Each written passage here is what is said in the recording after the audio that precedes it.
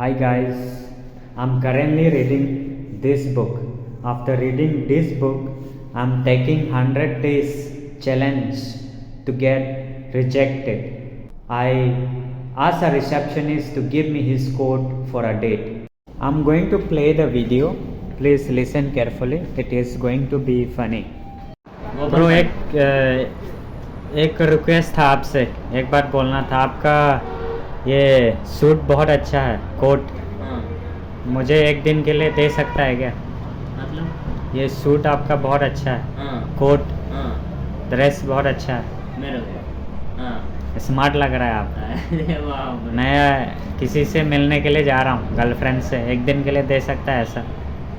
कब जाता कब मैं बोलूँगा आपको एडवांस।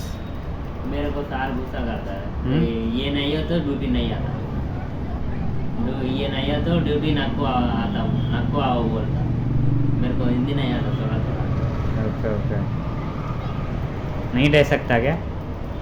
ये नहीं हो तो ड्यूटी की नहीं आता। ओके ओके, यूनिफॉर्म में क्या? यूनिफॉर्म में ड्यूटी कर रहा था। यूनिफॉर्म नहीं है तो ड्यूटी नहीं है। ओके, आप स्मार्ट लग रहा है ये यूनिफॉर्म से। क्या नाम है आपका? बनी बनी बनी। वनी। हाँ, तुम्हारा नाम? मेरा नाम राजेश है। राजेश।